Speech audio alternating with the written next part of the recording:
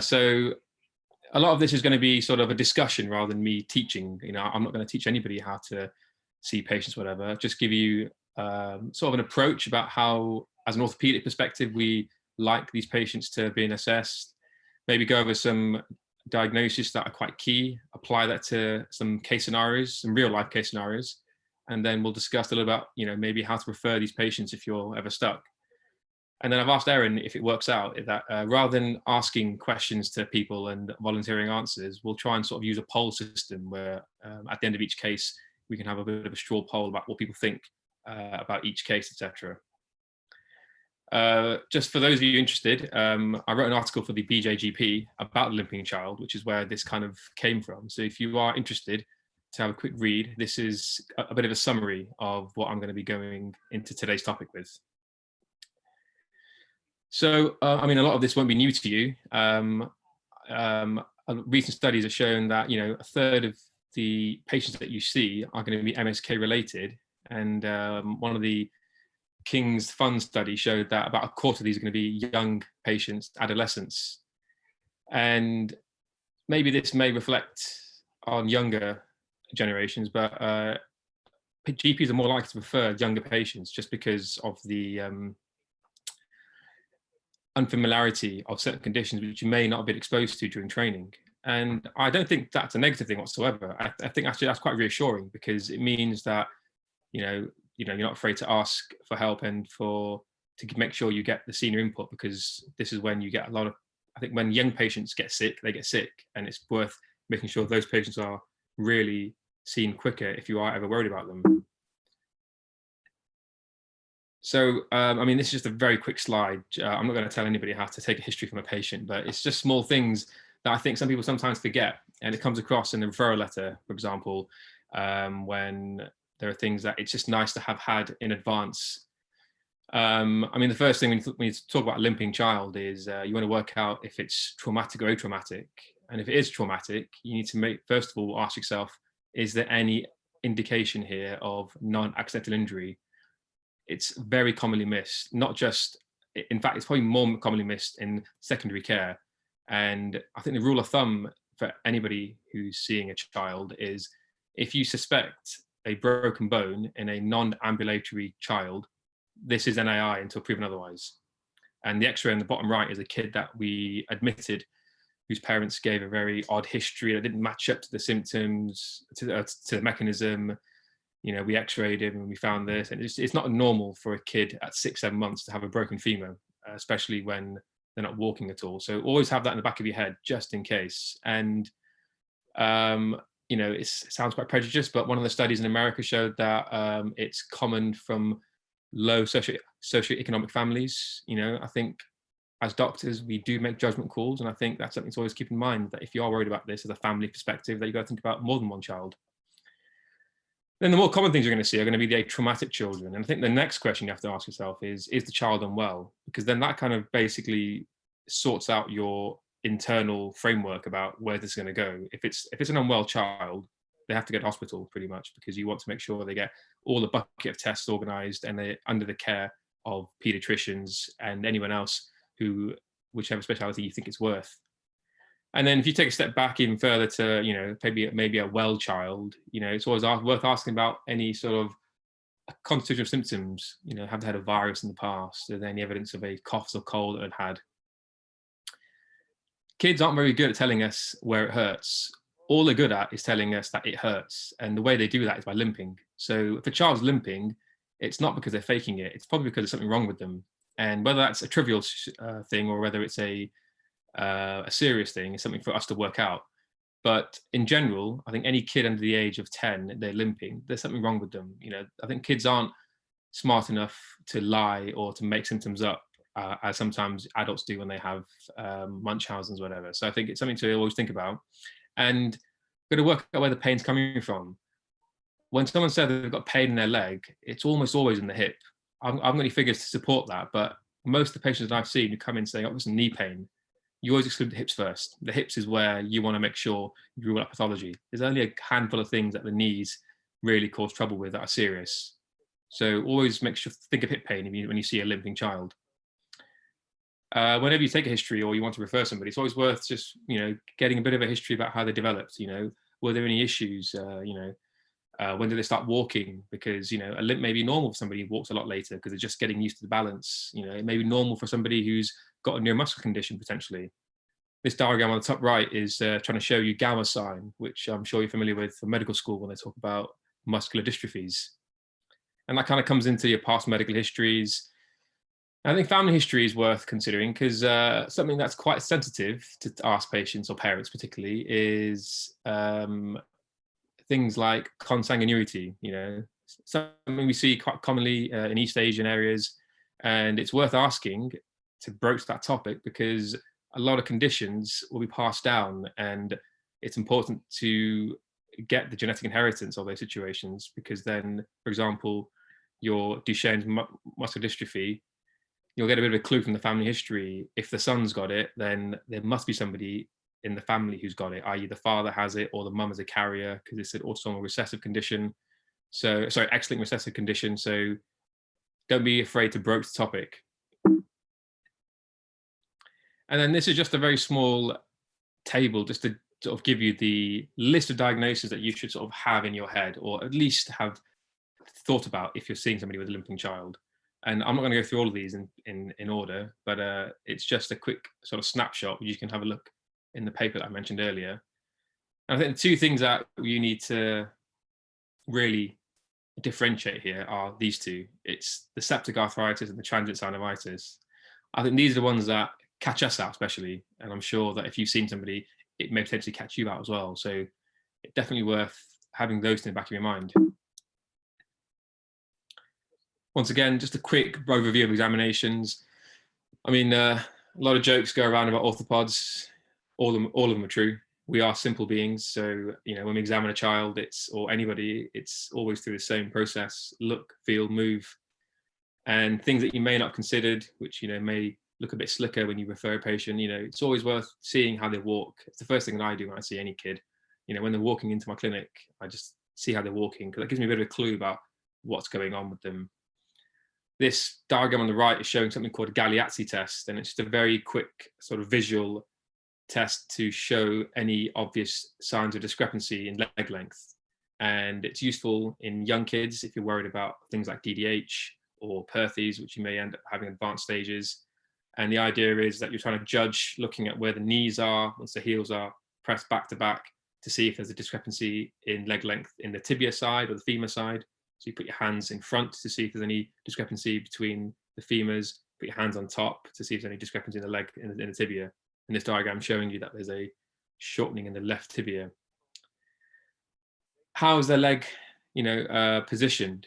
Most of the time, if kids are in pain, they have their leg sort of slightly short. It looks shortened, but it's not. It's actually flexed and externally rotated.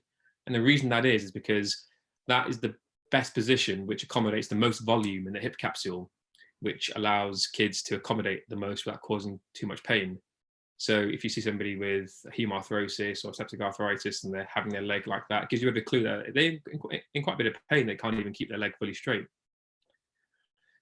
And the rest of the things are very self-explanatory. The one thing that I do think it's worth mentioning, because I don't see it very often in letters, is the range of movement. I think everybody's very good at, even, I think we're all guilty of doing it, but when you write in letters to say they had good range of movement, it's never really good enough because a good range of movement in a 10-year-old versus a 3-year-old is very different. So it's always worth just documenting those ranges of movement because it gives you a bit of a clue about where the deficiencies are and what could be causing it. And we'll come to those sort of examples a bit later on. This is taken from the NICE guidelines about what red flags are in kids with a limp. And I think they're fairly self-explanatory, really. If you've got somebody who has a weight loss or pain at night, these are things that you look at for malignancy. And the rest of it, I doubt you'll see a compartment syndrome in primary care, but these are all things that are eligible to fast track a referral if you're worried about them. So I think we'll probably go into some cases. I think, I learned best certainly from an experienced cases, and all the cases I've taken today are cases I've experienced in real life, and I may have tailored small details towards a primary care setting. So feel free to chip in or whatever you like in between. So this girl presented, we'll say it came to a GP scenario, a 4-year-old girl with a right-sided limp. Dad says in the triage that he noticed it about 5 days ago. So you take a further history to find out what's going on. They kind of tell you it's not really been unwell. And there's no fever that the dad can notice, but she was a bit unwell probably 2 weeks ago. A bit of a cough, a bit of a cold. Hasn't got any virus rash, but she did recover quite well from that. She's otherwise fit and well. There's nothing of note. You examine the child, and they're very happy. They're playful, apyrexial. You examine their hips and their knees, and the hips have got very good range of movement. So the figures are listed there. I think these figures here are just an idea to show you that kids can flex really well, which I think most young adults can, but they can really internally externally rotate a lot more than adults can. So young kids, you expect to get them to almost 80s and 60s degrees. But the only thing that you notice is that she's got a bit of pain, extreme range of movement in internal rotation. You examine the knee and the spine to make sure they're okay, and it's all normal. And you've got the facility to be able to do some blood tests, and they come back as this, really. Who would be worried about this patient? I suppose if we have a poll, Erin, if that's possible, maybe we can try and do that. Yeah, would you, so I suppose, yes or no, I suppose, would you refer this child or not? I'll give a couple minutes to...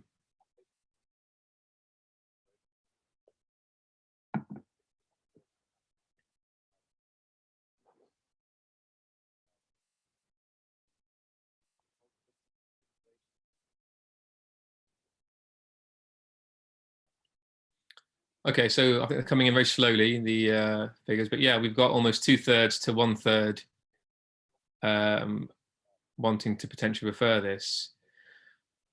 I mean, if maybe somebody wants to volunteer a thought who said they would refer this, why would you refer this?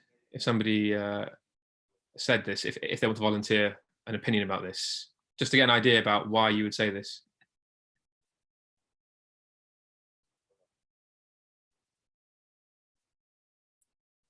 Okay, if we break this down from, I'll end the poll now. If we break this down, how do we get rid of this?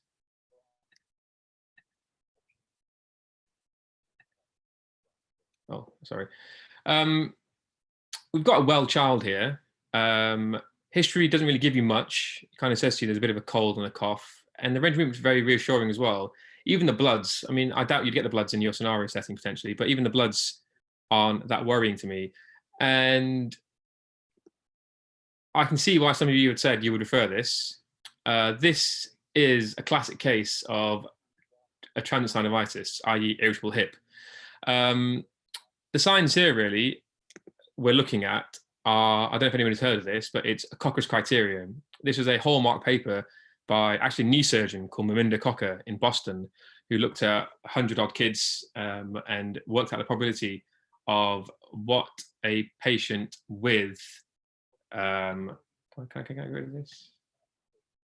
Sorry, Erin, how do I get rid of this poll off my screen? Sorry, has it got a little red cross in the corner if you hover over it, over the poll? And we had a couple of comments in the chat. I don't know if you can see the chat, or I can read it out for you if not. Oh, I can read the chat, yeah.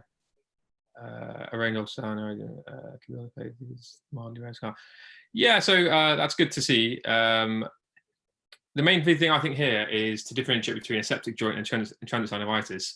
If those of you think that this is potentially septic arthritis, then yeah, I think it's a very reasonable thing to prefer this. But I want to guide you towards this scoring system, because I think it's something that we use certainly on a daily basis. And if you can apply this into your primary care practice, then that would be a big, huge thing.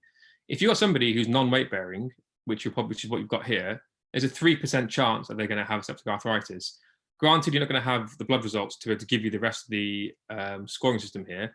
But if you've got an apyrexial child with symptoms which are proceeding from a viral illness, it's almost always going to be a transient synovitis. A septic arthritis is quite a rare thing to see somebody who's a well child.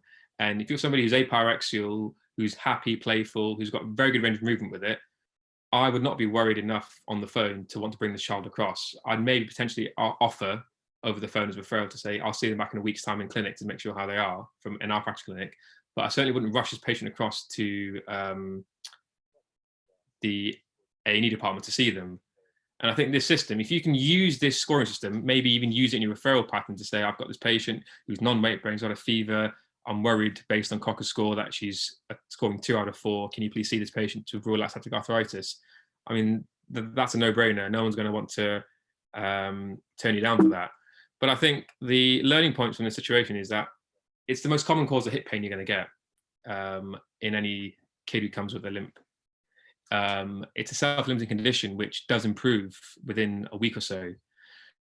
Now, for those of you who said that you would refer this, I think you must rule out septic arthritis. In this case, quite a mild case, and I don't think I would rush to rule this out, but there are studies to show that you have to get a CRP to be very definitive in that, and that's a very sort of medical legal area in America where they discuss that.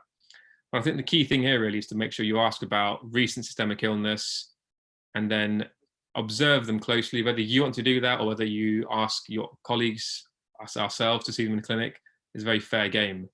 But I think this is the commonest thing with anybody with limping child. So no wrong or right answers, but it's just worth as a learning point. From my perspective, I wouldn't rush to refer that. So the next case we'll go on to, it's 18-month-old boy who's been not moving his left arm. He was in A&E the last night, but dad's still worried about it. He's come to see you again. They said to him last night that the x-ray was normal. So you've taken a bit more of a history as well, and you've asked dad. He said he noticed it 2 days ago. Can't recall any history of trauma. He's been with mum the entire time. He's not been unwell really. Can't complain of any fever. But you ask a bit more about the past medical history. Once again, fit and well, normal delivery, no obvious things about the pregnancy that you can explicitly think, and developmentally he was normal as well. You examine the child and he looks a bit tired. Kid won't let you touch his arm when he first walks in. And whilst dad's giving the history, the kid falls asleep in the consultation. And when you examine his arm briefly while he's sleeping, he wakes up and he's in pain in all range of movement. And temperature is very mildly raised, we'll say. You look at the bloods from A&E that they did, but didn't check and tell the dad, and they show this, and the A&E x-ray looks like it's normal as well. Now, if you do the same poll again, who's worried about this and would want to refer this in?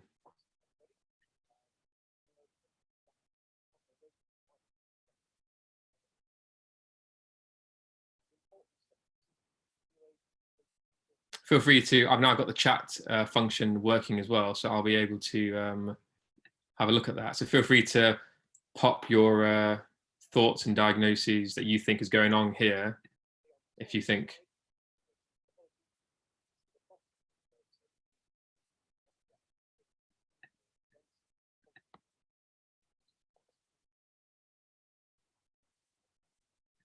So yeah, I mean, I think this is quite nice. It's nice to see. I think everybody here has said, I'll end the poll now. I'll share the results. All of you have said that this is something you refer about. And I think if you are worried that much with it, I think you're all worried in the right way that this is potentially septic arthritis. This kid came into A&E, the GP referred this quickly to us over the phone, came to A&E, we x-rayed it again, and this was the x-ray that was seen in the A&E the night before.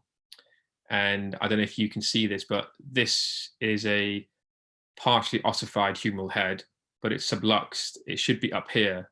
So this gap here is where all the pus has accumulated within this kid's joint. And as it came to us 2 days later, it started to eat away some of the humeral head now as well. So this is quite a nasty case of septic arthritis in the shoulder. I'm glad to see that everyone else would refer that, even without bloods. I mean, I should have asked you without bloods really, but would you refer this case without bloods? With that child the way they were. I can see a nod. So yeah, I think you'd all agree that this is a sick child who, if they're falling asleep and they're not letting you touch their arm at all, something could not be going right. I mean, you should always carry a low index of suspicion because this is the one that's going to catch you out a lot. And these are the ones that can cause devastating problems. I think one of the questions that this GP had when they referred to me was, I'm not too sure if it's just because he's favouring his left arm. Kids don't favour or establish hand dominance until they're about 2 to 5 years old. So if they're not using their arm before, if they're not using both arms before the age of 2 or 3, then something's wrong with the other arm. So you always must think about that. This is a very rare case, by the way. I mean, I think when they reported this in America, the incidence of it, it's very, very, very low. But the complications are a lot worse than in the hip or anywhere else. So it's something that you need to pick up very quickly, because they need to come in. And this kid ended up having, thankfully, very prompt drainage of her shoulder, and then ended up going antibiotics for a longer period, sort of almost 12 weeks. So the learning point from the examination here, I suppose, if they're in pain in any range of movement anywhere, it's either a break or it's going to be septic arthritis. So you have to rule those two things out. And you can only do that in a central care setting. So the next case. Can I ask a question? Yeah, go for it. You know, with the septic arthritis case, would you also see there were red join? Would it be hot to touch, or is it not just... always? So the thing with kids is that they're very resilient, and they can actually fight off infection for a long period of time. But when they crash, and you don't tend to see localized signs with them. You tend to see more systemic signs. So they end up shutting down and going into septic shock almost quickly. So there's no time for the body to even see the signs of a hot swollen joint potentially. In the knee, where it's more subcutaneous, you may do, but by that point you're expecting to be a lot sicker anyway. So it's all about how the child looks, really, in my opinion, for a septic joint. Thanks. So this next case, by the way, these are all real cases. Some of them are cases which have come from GP, but some of them are cases that have come from A&E. So these are all good learning cases I've picked out, hopefully, which will help. A 12-year-old boy who's complaining of right knee pain. Upon history, you realise that he's had it for about 3 months, but the pain got acutely worse when he had a fall today at school. He now can't weight bear. Before that, he was sort of limping on his right side. No night pain. He's otherwise well. When you look at his past medical history, apart from being a little bit on the chubby side, nothing else that you see of note. When you examine him, he can't really stand, so you lie him down on the bed. He's apyrexial. No tenderness anywhere around his joints. He's got full injury in his knee, but you examine his hip, because you obviously want to rule out hip pain here. And he's got this obligatory external rotation when you flex the hip, which means that when you flex it up, it automatically goes into external rotation. And he's got decreased internal rotation. It's very, very painful. So yeah, before I show you anything else, who would refer this? And in the comments or the chat, does anybody want to take a guess as to what they want to refer this for? So if you're going to refer this to me, what are you going to refer this as your differential diagnosis to the orthopedic reg? It's always nice to give a clue about what's going on as well. If you say I've got this patient with a limp, it doesn't really give confidence that that there's anything going on in your head. It's nice to refer something with, even if you're wrong, as long as you're referring to something you're worried about, then it helps a lot quicker for us to make a decision about things.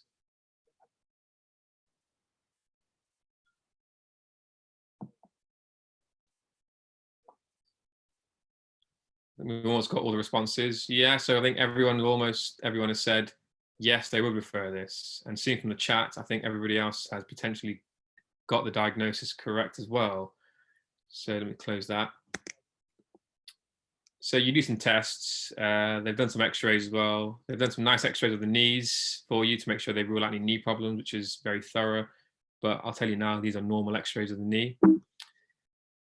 But you also do x-rays of the hip as well. Now, who thinks this is a normal x-ray?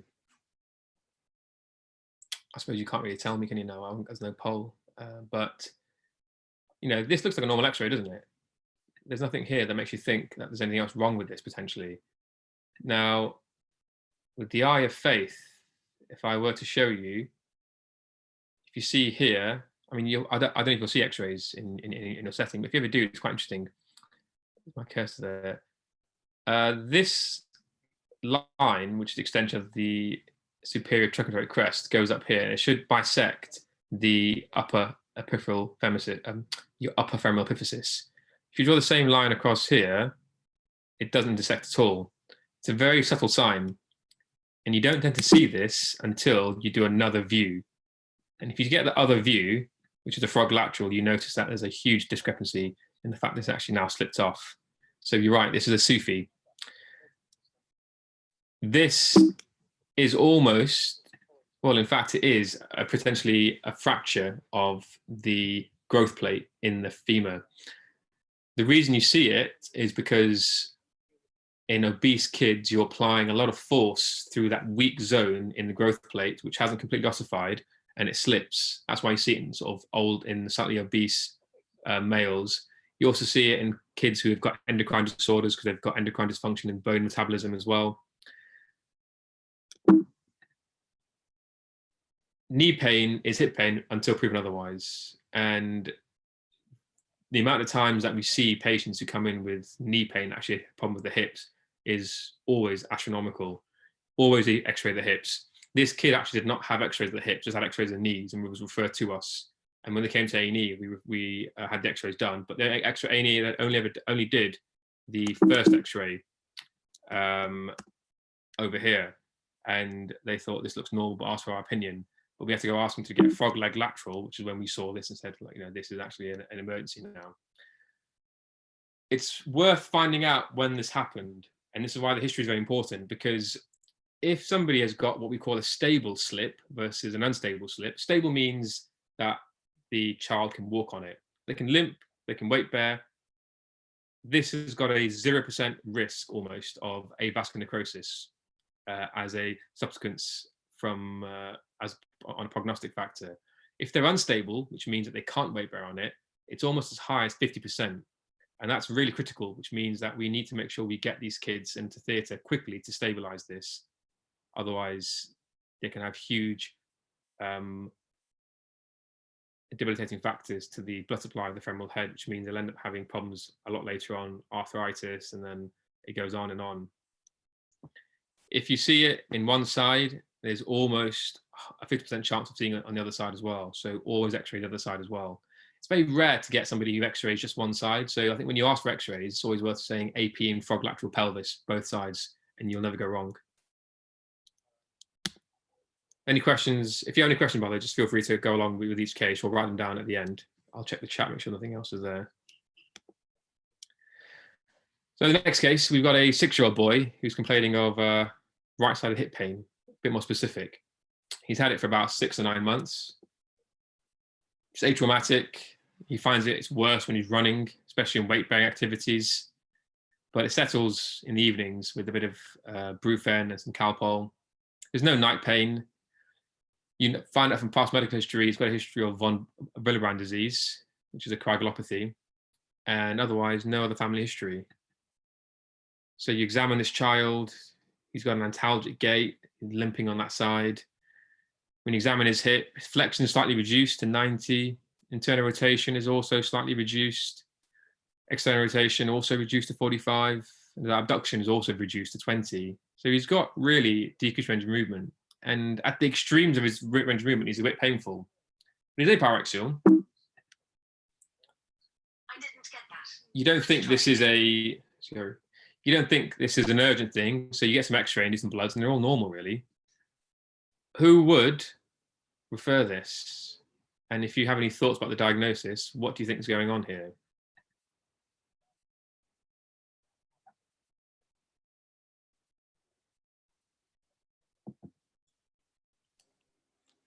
I think it is Arthritis.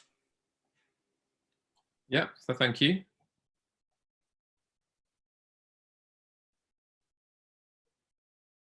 I'll give it another 30 seconds or so.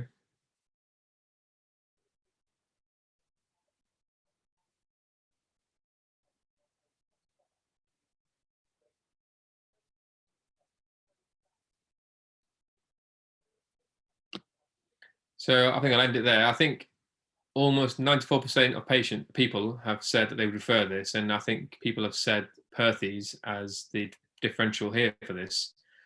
The people who said they would refer this in the chat, feel free to write it down. Who refer this acutely to the on-call orthopedic team, and who would refer this electively via letter?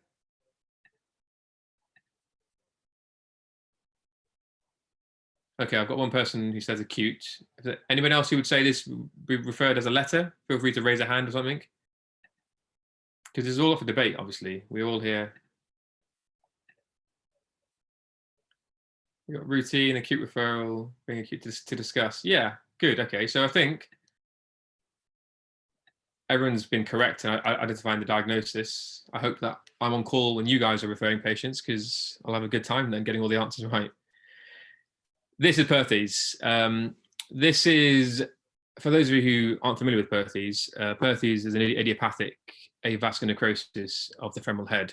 No one knows why it happens. We just know that it happens in a certain group of people. So people with coagulopathies, smoking households, even been a relationship towards low socioeconomic groups as well. But they always start off in this fragmentation phase, which is when the blood supply is deteriorating and the bone starts to basically degrade away. And it always starts off in this lateral side and works its way across. And the reason that is because this is where kids weight bear on and load bear towards it. And the reason that they've got this decrease in range of movement is because any range of movement they've got across here, the ball is now being misshapen into a different type of shape. So it ends up becoming a mushroom head eventually. But these first stages, it's almost like it's been rat bitten across here. And it's so much pain for them to actually articulate around. It's not a smooth circle anymore. They're now moving it almost in this incongruent method, and it really hurts them. And if you see another view of it as well, we're a big fan of two views, obviously. It's even worse, and a lot more the femoral head has been eaten away with it. Now, we need to know a bit more about Perthes to understand why we refer something urgent or not. This does not need an acute referral.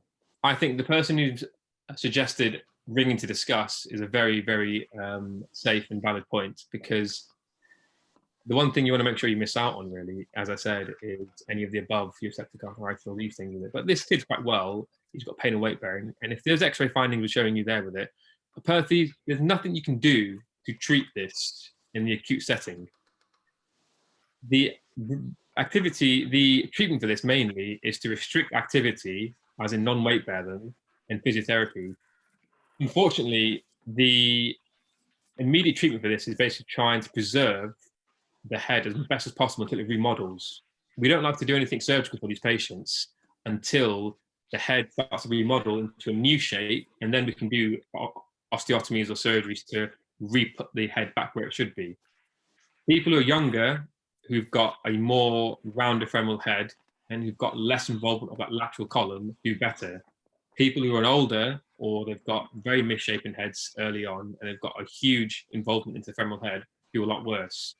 So the reason that we want this referral is because we want to monitor them and we want to make sure that they get improvement, because what the studies have shown from America is that almost 60% of these patients have a problem with leg length discrepancy. Because if you go back to this x-ray here,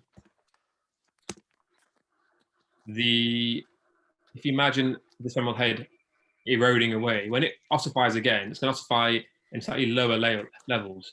This will then obliterate some of the growth in this area. So you end up getting a leg length discrepancy unanimously throughout the next few years. So we want to keep an eye on this to make sure that we can do surgery to treat this. But in the acute setting, the best thing that you can do in these patients is to limit their restriction. Don't do any PE, don't do any sports, no trampolining, try and put them on crutches if necessary. And physiotherapy isn't to strengthen muscles, it's to preserve the range of movement. The biggest thing they lose here is abduction, because they try and adduct their leg to avoid the moth-eaten part being weight beared. So if you put them into a physiotherapy program where they can increase the range of movement in abduction, that is the best outcome for them, because the worst thing you can have somebody is with end-stage Perthes, which is remodeling with decreased abduction, because then we know we have to do a surgery for that. Double check the chat to any questions in there. So yeah, so I think for those of you who said this is an acute referral, I don't think you should have to send these in straight away. I certainly think it's worth discussing to make sure you know whose clinic you want to send it to, because there's certain places who will see these, certain places who won't see these. Stanmore is a big red hot zone for your Perthes, DDH things, so we'll see these within a few months. I had one 2 weeks ago, which was referred in, and I said do it as a routine referral, rest them, actively rest them, and then we'll see them back. Okay. A couple more cases, and I think we're going to wrap it up then. We've got a 5-year-old girl who comes in with in-towing. Mum tells you that she's noticed it over the last 1 year. She runs awkwardly, she trips up occasionally while she's playing netball. She's got some pain in the back of her knees and just around the back of her heel as well on the inside.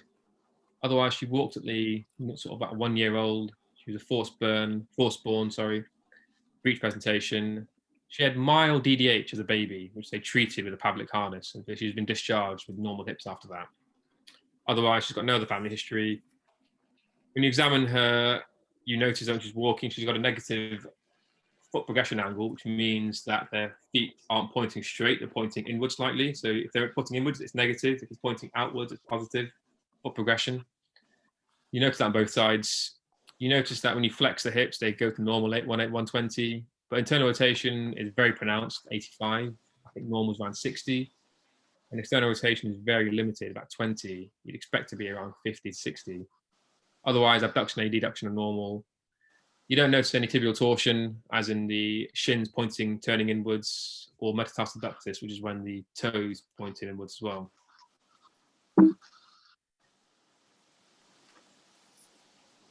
You've done some long leg films, which I'll show you in a second, which are here. I'll tell you now, they're normal. So would you refer this? Yes or no?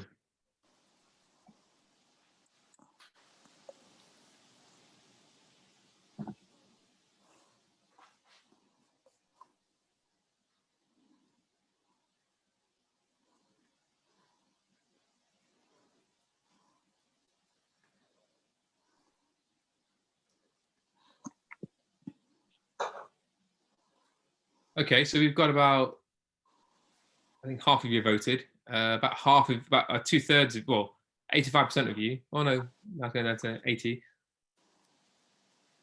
About 4/5 of you have voted. Say you would refer this. I'll end the poll there, just so we can speed up a little bit. So this is basically femoral anteversion. I don't want to, if you know this, I apologize for teaching this. I don't know what's going on there. This is a normal anatomical variant in kids' growth. What happens here is when babies are born, everybody's hips point forward. So that's called anteverted necks. And as they grow older, the neck tends to start to point towards the back. So it starts off very anteriorly verted, and then it starts pointing slowly around the back. And it should become around 15 degrees so that your hip is inside the cup.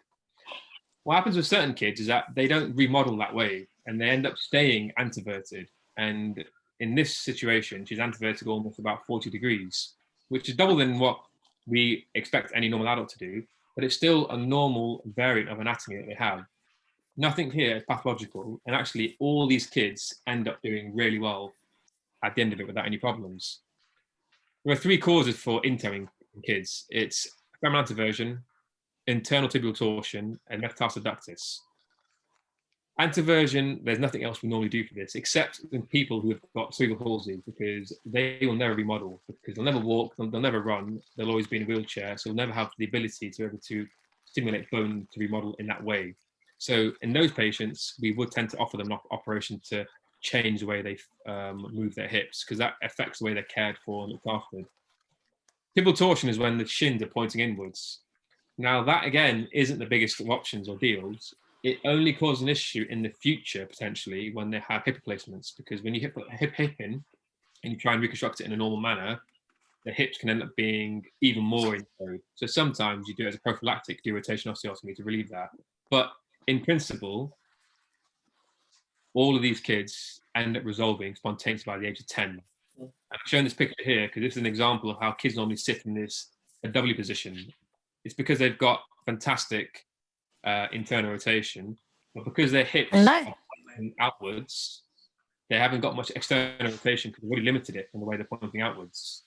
And a study in Edinburgh, where they looked at all the referrals and patients with in-towing, they decided that none of these kids needed to be seen because they've all had normal anatomical variants that don't need any surgical input from. So I would advocate that if you see these patients, they do not need to be referred in, and they can be followed up by yourselves. If you're worried that there's something else that the parents are worried about, need reassurance, something to make sure you include in your referral letter, but certainly not an acute referral. Was there a question that somebody had, or?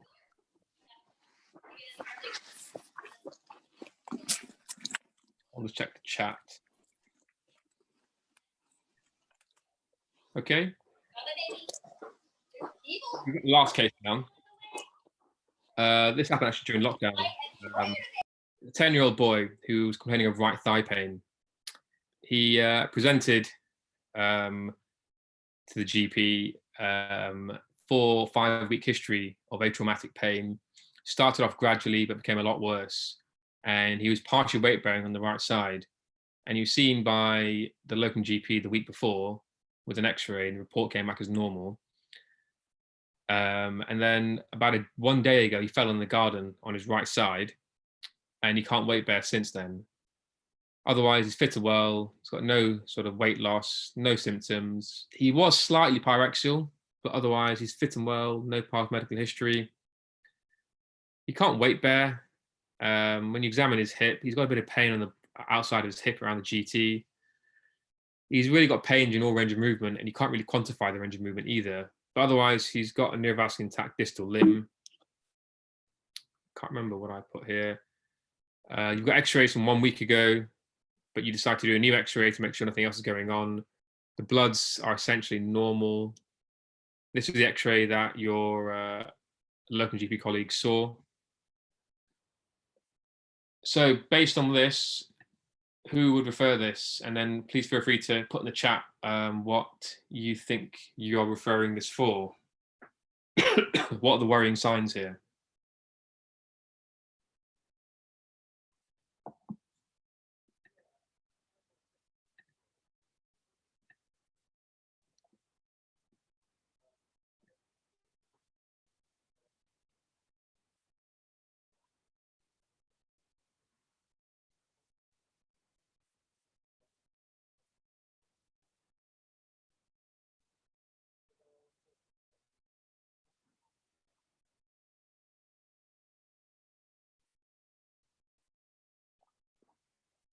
Give it another 10 seconds or so.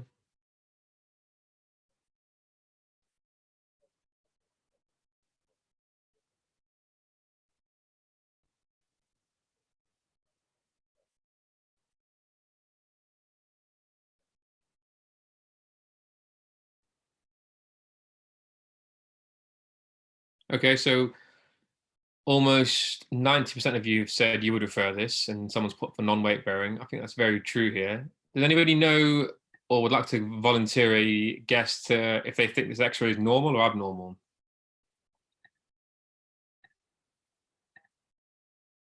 Because it's reported as normal by somebody, but I would beg to differ that actually this is not normal.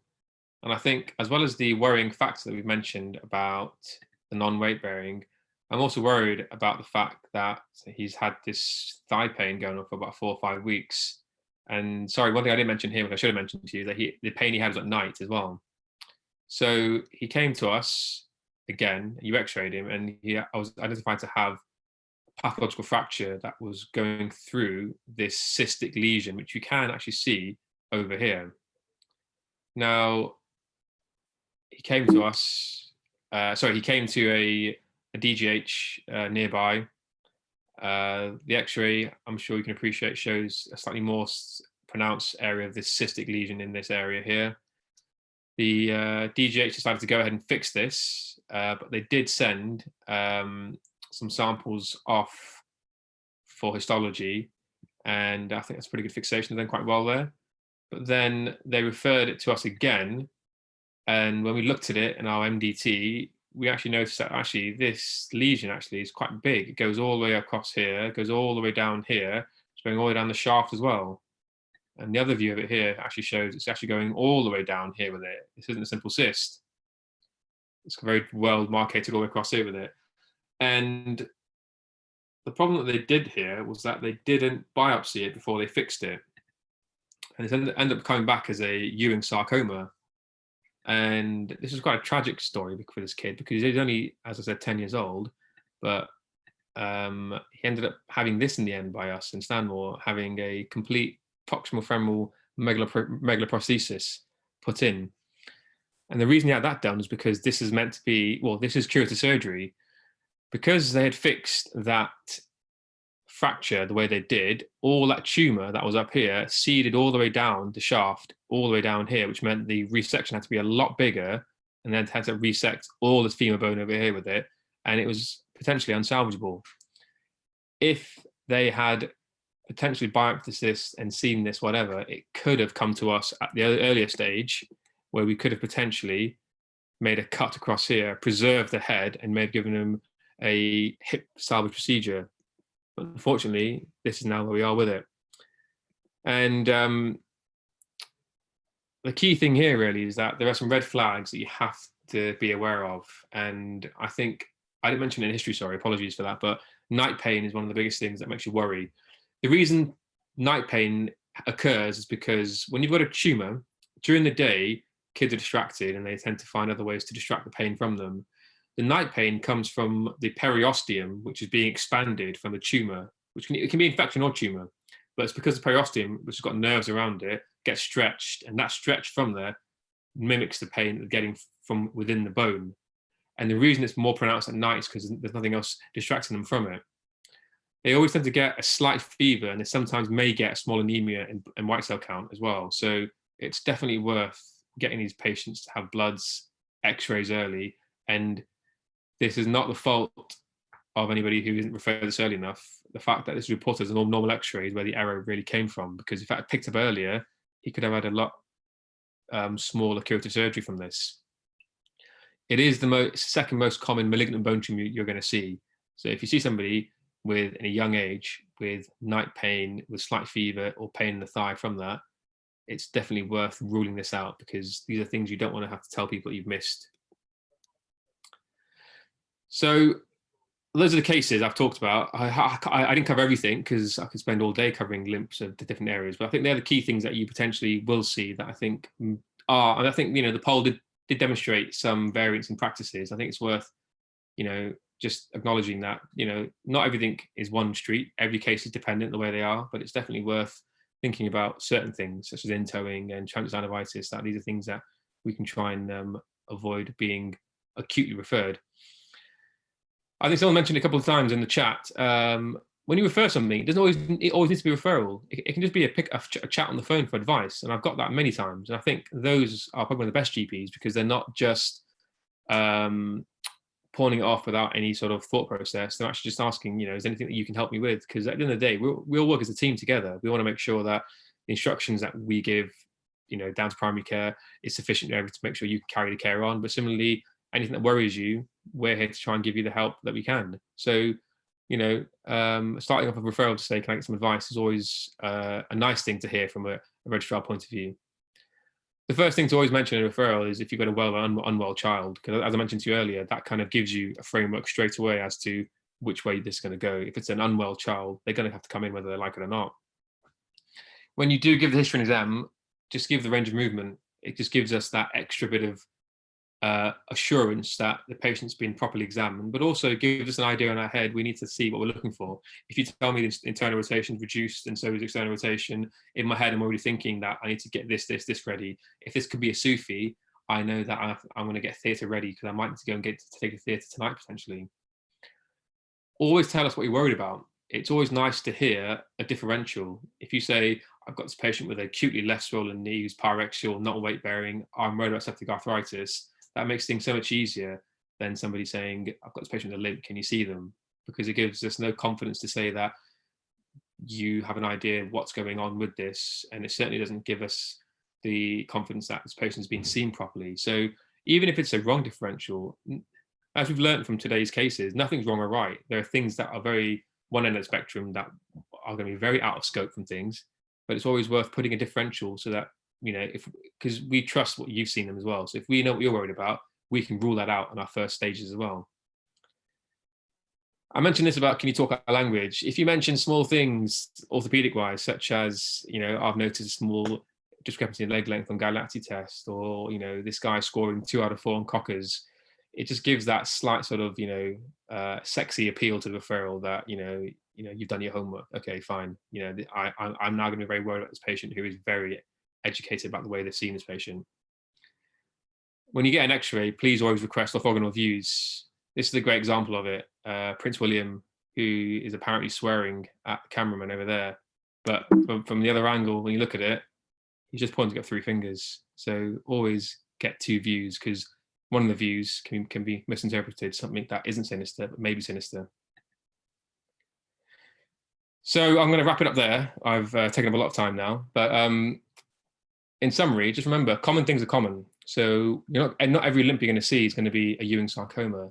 Most of it's going to be trivial stuff, which can be managed in primary care, but there's going to be a small percentage of stuff that can catch you out. So always have a low threshold to make sure you don't miss those things if you abide by those red flag symptoms.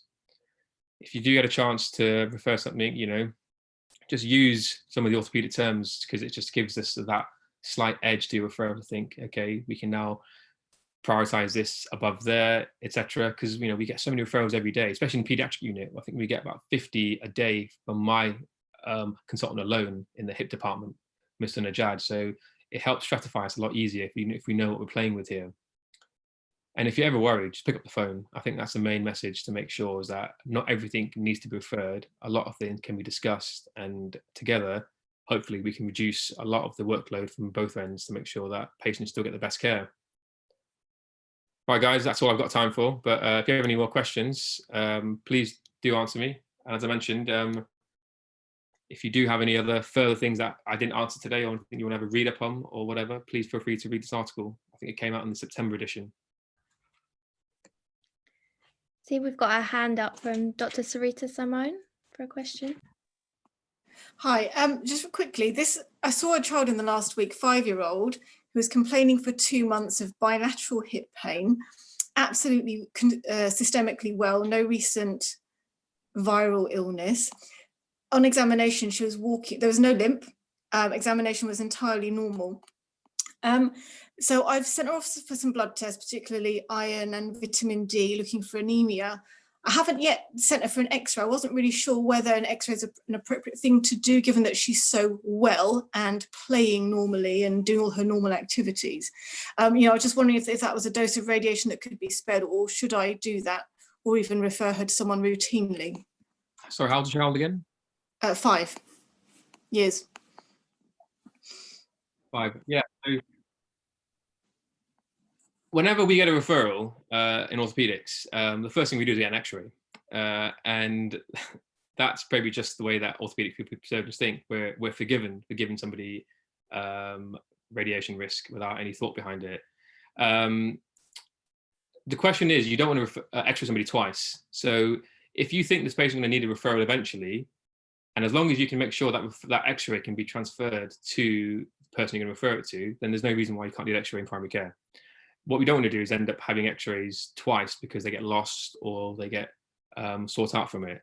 But yes, I think it's worth always, X-rays are a very good starting point for anybody. I think 5-year-old is not too young an age because in one shot, you'll catch everything almost. So if I saw that patient, I would X-ray them straight away. And then my next stage, if I was still unsure and they were still symptomatic, would be to potentially do an MRI. But I would do that only in a setting where we had seen the patient and obviously ruled out any other systemic symptoms, because bilateral hip pain is quite rare. You tend to think of other things potentially going on, such as rheumatological or pediatric. So yeah, that'd be an interesting case to see where that goes. Hopefully I've answered your question, but yes, I think an X-ray is not untoward in that situation. That's great, thank you. Okay. Are there any other questions from anyone that'd like to unmute and ask, or put them in the chat or anything before we finish up? I know Jyoti mentioned that this could potentially be a series of topics. So I think she's given me a small list of things to go through based on today's success or outcome.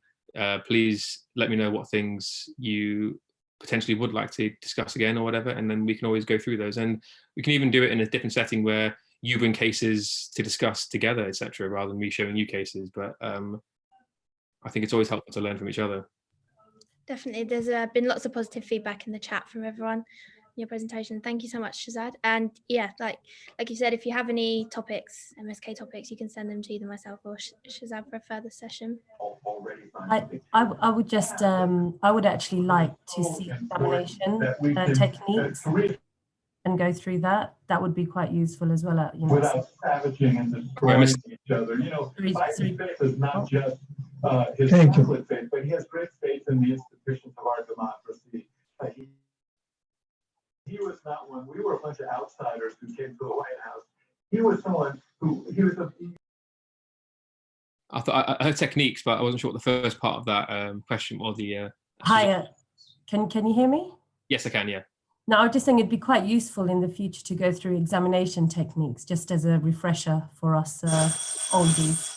Yeah, I didn't focus on that too much in today's talk because I didn't want to come across as trying to teach things basics to different people with it, because I'm sure everybody knows how to examine patients with it. But yeah, certainly I can give you a like a short guide to what we do in clinic, because we've got as much time as you have sometimes to see patients. So yeah, certainly we can do that as well.